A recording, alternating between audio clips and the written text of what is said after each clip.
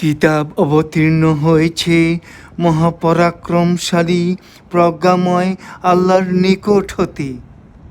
আমি আকাশ জমিন ও এ দুয়ের মাঝে যা আছে তার প্রকৃত উদ্দেশ্যে একটা নির্দিষ্ট সময়ের জন্য সৃষ্টি করেছি।